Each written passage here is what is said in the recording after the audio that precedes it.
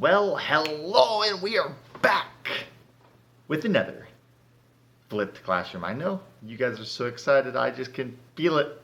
Can just feel it. Let's go. Alrighty. So, as kind of Rome kind of expanded and blew up, they came across a couple problems with their republic. All right, number one is the rich kept on getting richer, but the poor kept on getting poorer. Now, they were really worried that the poor would start to riot and rebel against Rome. They caught it, luckily, just in time, or so they thought. There are two brothers that are like, hey, guys, don't worry. We got this. All right, if I had $1 for every time I heard someone say, don't worry, we got this, I would be a millionaire because they never seem to have it. Ever. All right, so these brothers kind of got together and they're like, oh man, you know what? We have the best ideas. We're going to make everyone love us and no one's going to hate us at all. All right, these two brothers were called Tiberius and Gaius Gracchus. All right, now these two brothers were, they're okay. The first one we'll talk about is really Tiberius. All right, so he had this idea where, hey, I'm going to take the land of the rich that they stole, that they got illegally. All right, it wasn't legally that they got this land, and it was public land. So basically, the rich are like, hey, there's some land right there. Mind if I have it? Sure. Oh, here's a pretty penny. Now it's all mine. And it was public land. All right? And so he's like, hey, you know what? You know that land that's not legally yours? Well, we're going to take it from you, and yeah, that's going to be farms for the poor. So, see ya. Adios. As you can kind of probably guess, it didn't go well for him. In fact, there was riots in the street, and eventually he would die to one of the riots. People weren't happy. Now, obviously, yes, the poor people are like, yay! All right, but back in Rome, the poor people really didn't have any power. It was the rich that had the power to do whatever they wanted. And those are the people who killed Tiberius. So a few years later, all right, after his brother died, Gaius is like, you know what? I'm going to try to do the same thing, but I'm going to add something. I'm going to make it so that poor people's food is cheaper. All right? That means they get to pay less for the food than the rich. Why not? And we actually kind of already have that. In our system today, called food stamps and other things like that. It's for government assistance for people that really need it. Back then, they really didn't like that. And yet again, just like his brother, he died. Murdered. Yet again. As Rome kind of continued to kind of grow and expand, I came across a big problem, and that was its military. Not enough people were willing to go and fight. And that could be a problem when all you do is fight. And like, oh no, we're all about to die. So they needed more people. And this guy, all right, by the name of Gaius Marius, all right, not the same guy, but a different dude, all right, and different Gaius. Don't ask me why. It must have been a popular name back then. Crazy names. But anyways, this guy named Gaius Marius. He's like, hey guys, I got this. All right, so he came up with this idea where he would go out and he would talk to the poor people and the people that are unemployed and say, hey, guys, you know what? We're going to allow you to serve in our military. Before then, it used to be only landowners were allowed. All right, and so now saying, hey, if you're poor, or if you don't even have to own land, you can come fight for our military, pay you. And you know what? It got a lot of people to go into the military. And he was such a great leader that regardless of their military strength, they followed every single rule that they had for him. They listened, and they did really well. All because of a great leader. All right? So because he was such a good leader and had such a good following, this gave him a lot of power. All right. So we got a guest speaker on the show today. I know, like, what the heck? His name's Dwight. Hello there, Dwight. A little shy? He's a little shy. It's all right. But, we got a question for you, Dwight. All right? So let's say that I know, you out of all people, all right? You were in the Senate with me, all right? And it's not the Star Wars Senate. I already got that confused once. All right? So don't think it's that kind of Senate. It's not. All right? But, let's say that you are part of the Senate with us. All right? Hey. Yeah? Okay. Oh. Uh-huh. Uh-huh. Yeah? Oh, okay. So he already knows the question I'm going to ask. All right? So the question is, what do you think would happen if all of a sudden I had all this power and everyone's like, oh, he's getting all this power, or maybe I can get some power as well and then take over the world? World domination. That's Dwight for you. Crazy little guy. Please don't bite my jugular. So, just as we kind of just mentioned and talked about, that happened. All right, and there's one of the people that really, really, really was jealous and said, you know what? I can do the same thing he did.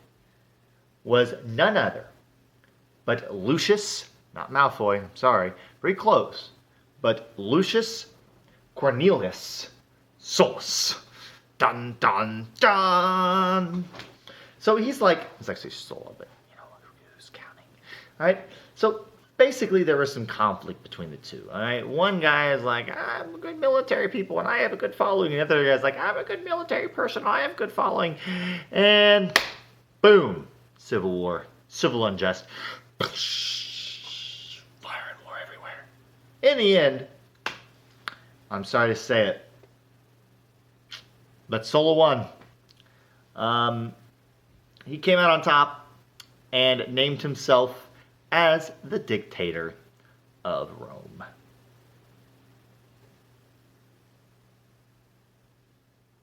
So soon after, Sulla died, all right? So this is while dictator for a bit and ends up dying.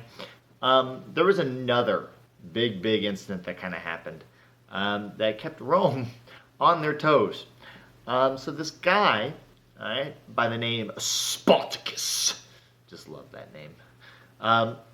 Basically, he got together with a ton of slaves and other people like that, and were like, hey, we're going to rebel, and we're going to take over Rome for ourselves.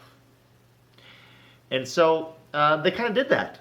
Spartacus led several thousand people, and as they began to kind of take over southern Italy. However, eventually, he would end up dying in battle, and all of his followers kind of dispersed and ran away. But the Roman government kind of captured about 6,000 of them and executed all of them to kind of prove a point in saying, hey, don't try this again. I'm gonna kill y'all. So the next leader that kind of comes into power in Rome would be Julius Caesar. All right, now he is a great general. His troops absolutely love him because he treats them very, very, very well. He's not mean to him, he's not a jerk, but treats him very, very well. All right? And so basically, this guy, all right, finishes taking over the Gaul, which kind of is in modern-day France, has to do with modern-day Germany, as well as northern Italy. All right? So he kind of takes that land over and is like, yes, come with me, I am a great general. And everyone's like loving him, like, yay, oh, we all love Julius Caesar, yay. All right? So he also had many powerful friends. All right? And the idea was he kind of got together these two people named Pompey and Crassus. All right? And the idea was they kind of agreed to like, let's just get rid of the Senate. we want all the power, and they have it. So we're going to get rid of them. That way we are the most powerful people alive. Okay? So, they got together, made a plan to take over the Senate and have it so that they had all the power. So, Pompey, all right, started to get a little jealous. He saw that Julius Caesar was getting all this power, and he's like, ooh, he's getting too much power. I'm gonna take it from him, and yeah. So he got together with some people in the Senate. He's like, hey, guys, this guy named Julius Caesar, you know him? I know you know him because he's famous. He's getting too powerful, and you know what? He's gonna take over. We don't want that. All right? And so what happened was, he's like, we're gonna write him a letter, all right? That says, hey, dude, you're done. You need to come home. We basically are firing you from being a general. You need to resign, step down, get your butt back here. And he's like, Caesar's like, I think not. I know what's going on here. You're getting jealous of my power. And you want me to resign so that I come back and you can arrest me and then have me killed because you, my friend, are jealous of me, your old friend. All right? And so, in fact, he does come back, but he comes back with his military and he scares the bejeebies out of them. And they basically are like, all right, let's go. So Pompey and his little ally friends, all right, they're out. They run. Okay? And it takes about a year until they finally catch up to him. But right before they capture him, Pompey and his allies basically commit suicide, and they're down. So Julius Caesar, after basically getting rid of all those pests, right, he's like, you know what? There's this lady in Egypt, right? Because he's over in Egypt, and he sees this gal, and she's just batting her eyes at him, just like, all right? And he's like, oh, I need this lady. And she's like, oh, I need this guy. And so he decides to marry, who is then, all right, Cleopatra the Seventh. You know, 7 of them. Dang. All right? But so he decides to marry Cleopatra. They come back, and once they get back, the Senate, he kind of convinces the Senate to make him ruler or dictator for 10 years. All right? However, throughout his whole 10 years, he kind of convinces them that, hey, guys, I'm the best there's ever been. It should be for life. And you know what they said? Sure, for life it is. All right? So he became dictator for life. All right? However, obviously, he didn't live until he was old enough to die.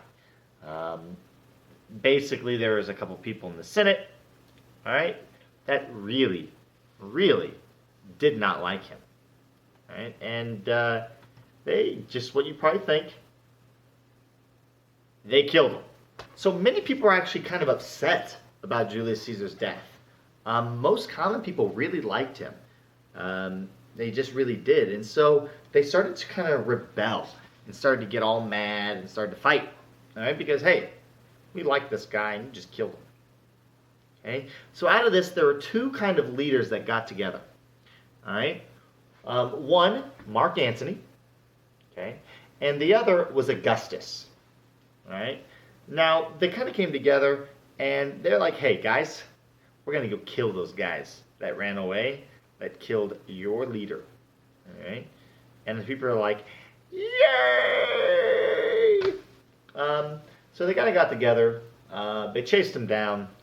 And yet again, before they could capture him, the people that were running, Brutus and the others, killed themselves as well. Not long after all this whole situation, all right, Antony is like, oh, man, this Cleopatra lady, I want her. And she's like, oh, man, this Antony guy, I want him. And so Antony ended up divorcing his first wife, which happened to be, you guessed it, the sister of none other than Augustus. All right, his friend. And yeah, Augustus is like, hey, you divorced my sister. All right, divorced my sister for Cleopatra. That is a diss on me and a diss on her. And you know what? We're going to go to war for it. And civil war started up. All right, and on top, none other than Augustus. Okay, Augustus won, they ran away, and they ended up dying, Cleopatra and him, all the way over in Egypt. And Augustus became in power. All right, that is all the time we have today. I hope you guys learned something. I know I did. And I will see you guys next week on the Classroom. See ya!